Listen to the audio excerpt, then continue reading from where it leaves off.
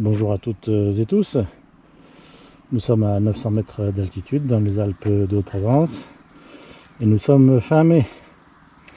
Donc vous avez sous les yeux différents moules anti-limaces dont certains sont issus du commerce comme celui-ci ou celui-ci qui sont des moules à donuts en l'occurrence. Donc comment est-ce que j'en suis arrivé là? Comme tout le monde, j'ai des limaces.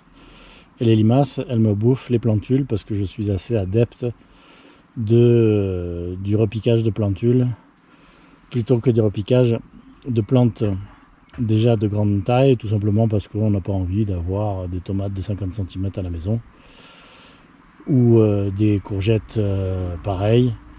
Ça prend une place folle, on n'a pas spécialement la place pour les entreposer, en tous les cas pour le moment. Donc on fait comme tout le monde quelques godets ou quelques dizaines d'alvéoles en début de saison et puis ensuite on les repique rapidement quand les tomates font quelques centimètres. Et à quelques centimètres, ça se fait bouffer.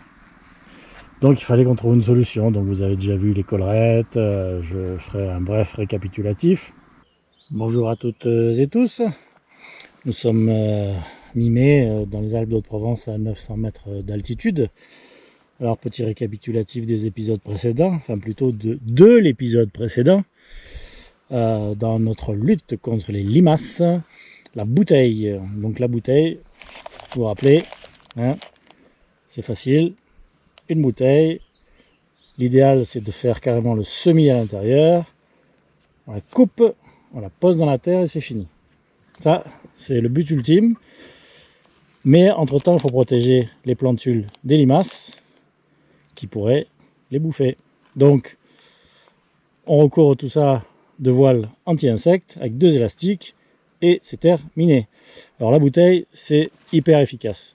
Par contre, bien évidemment, il y a un moment où on se retrouve un petit peu bloqué puisque la plante grandit et que ça touche les bords, et à ce moment-là, évidemment, la bouteille est beaucoup moins pratique. Exemple concret, là, on est un peu au bout de notre système, puisque la tomate commence à toucher les bords de la bouteille et que c'est pas l'idéal.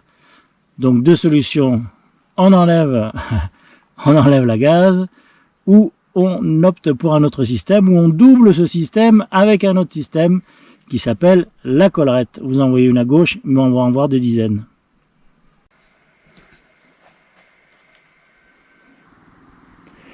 Et en observant la nature, c'est comme d'habitude, vous vous asseyez, prenez une chaise, et les gens ont l'impression à l'extérieur que vous faites rien, mais en fait vous faites beaucoup de choses. Il suffit de vous asseoir sous la pluie un jour, ou à l'abri et en regardant les limaces évoluer, et puis vous vous rendez compte que les limaces ont peur de l'eau. Et oui, c'est tout con, c'est tout bête. C'est bête comme chou, mais elles contournent les espaces où il y a de l'eau un peu profonde. Quand je dis un peu profonde à leur image, c'est quelques centimètres. Mais elles ne supportent pas l'eau. Mais de cette idée-là, il fallait la convertir en autre chose pour nos plantes. Et pour l'instant, j'ai rien trouvé de mieux que ça. Donc les moules à donuts ou les moules anti-limaces. Donc j'ai fait des tests, j'ai fait des tests avec celui-ci qui est pas cher, qu'il faut dans les 60 centimes. J'ai fait des tests avec celui-ci qui est un peu plus cher, qui est en fer, qui est bien. Enfin c'est du costaud en tous les cas, qui doit faire dans les 2 euros, 2,50 €. Vous pouvez faire des tests aussi avec des moules à Savarin, si vous en trouvez d'occasion, ou si vous voulez en acheter un pour faire un test. C'est exactement le même principe, sauf que c'est plus large. Vous pouvez aussi faire des tests, tenez, je vais vous montrer. En fait, j'ai pas trouvé dans le commerce, en tous les cas dans ce que moi j'achète, d'éléments qui permettaient de reproduire ce système de moules anti-limaces avec une surface pleine d'eau autour. C'est le château fort, c'est le château fort du Moyen-Âge. Vous avez le château fort au milieu et vous avez les douves du château que vous remplissez d'eau, c'est tout con. Sauf avec ces vieux bidons de cardane. Vous voyez, il y a un renflement là. Donc si vous découpez le renflement à l'intérieur, là, vous avez un grand vide Vous coupez à la même hauteur sur le côté et vous avez votre moule anti-limaces. C'est tout simple. C'est le même principe, sauf que c'est vachement plus grand. Alors ça peut être beaucoup mieux, notamment pour les salades qui ont tendance à bien s'écarter. D'ailleurs, je vais les conserver pour les salades et je vais essayer d'en avoir d'autres. Et c'est gratos. Mais par contre, ça prend beaucoup de place. Donc selon le potager que vous avez ou si c'est dans une serre. Ceci dit, ça fait exactement la même chose. Hein. Alors là, je vais vous dire, vous êtes kiff-kiff. Il faut juste arriver à découper ce machin au centre, qui est peut-être pas évident, parce que c'est dur, hein, c'est vachement dur. Et j'ai pas encore tenté l'expérience, puisque j'ai mes moules à moi. Mais c'est sûr que je vais essayer. Donc c'est pour vous donner quatre possibilités de faire la même chose. Et puis si vous en avez d'autres, à votre bon cœur, hein, n'hésitez pas à me le dire. S'il y a des outils gratuits qui reproduisent ça, qui le transforment en ça pour des plus petites surfaces, je suis très preneur. Donc j'ai commencé avec ces deux-là que j'ai achetés dans le commerce. Celui-ci, rien à dire, sauf que si vous voulez, voilà, le trou il est un peu étroit. Ils sont très bien, voilà, mais ils sont un peu chers.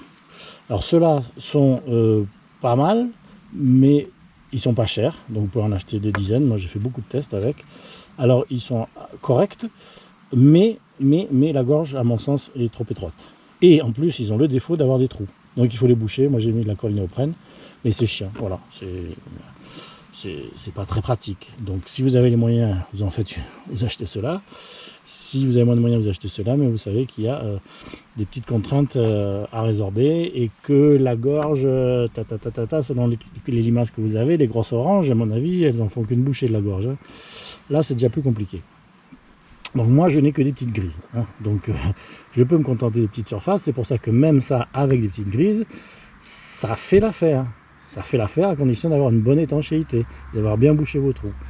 En plus, ça s'enfonce dans la terre. Alors ça, je trouve que c'est très pratique parce que ça permet que les limaces ne repassent pas par-dessous, hein, ce qui peut des fois être le cas. Voilà, elles sont malignes, hein, voilà. Vous le savez autant que moi.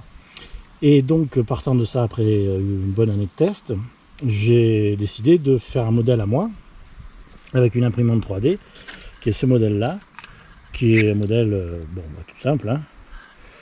C'est une gorge avec un rond au centre. Il évoluera peut-être dans le temps. Hein. Il y a suffisamment de hauteur pour que l'eau reste suffisamment longtemps et que vous n'ayez pas à la renouveler, ce qui est aussi un des handicaps de celui-ci. Hein. Il faut la renouveler parce que ça s'évapore, hein, tout simplement. Donc c'est à peu près la copie conforme de celui-là, hein, mais avec un trou central plus grand et bien entendu un coût. Alors un coût abstraction faite de l'achat de l'imprimante 3D, hein, avec un coût bien entendu dérisoire, enfin peu élevé en tous les cas, et une fabrication à la demande. Ça c'est quand même bien pratique, vous êtes autonome. Donc voilà les différents modèles. Moi évidemment je n'utilise plus que celui-ci, hein, c'est certain. Enfin si, ceux-là je les utilise aussi un petit peu, puisque j'en ai en stock, mais ceux-là je les utilise plus du tout en revanche. Voilà. Et plus tard je ferai le test avec ceux-là. Hein. Si j'arrive à le découper comme il faut, si c'est pas trop galère, ça fait exactement la même chose, sauf que ça prend plus de place. Voilà, hein, inutile de vous faire un dessin. Hein. Vous voyez à quoi ça sert. Il y en a combien? 4 autour? 5? 5. Voilà. Vous avez l'illustration parfaite du système. Il faut éviter tout ce qui peut être traversant, bien entendu, de la douve. C'est évident. Mais là, alors là, vous dormez tranquille. Hein. Alors je vous dis pas que c'est 100% infaillible, mais j'ai jamais compris comment il y en avait une de temps en temps qui pouvait passer. Je sais pas, je peux pas vous dire, mais c'est 99% quoi. Là, vous avez une autre illustration. Il y en a une petite sur le côté, je sais pas si vous la voyez. Je vais vous laisser le temps de faire le point. Alors pourquoi vous voyez que... regardez-moi le bestiau. Regardez-moi le bestiau. Ça, en 2 temps, 3 mouvements, il n'y a plus de... Il n'y a plus de tomates, hein. Ça c'est sûr et certain. Je vois que j'ai énormément parlé pour cette vidéo, donc je vais peut-être la découper en plusieurs parties, vous m'en voulez pas. Hein. Je suis revenu à la case départ, donc il y aura une vidéo de jour, une vidéo de nuit, bref, je crois que je vais découper ça en plusieurs parties. parce que sinon on va pas s'en sortir.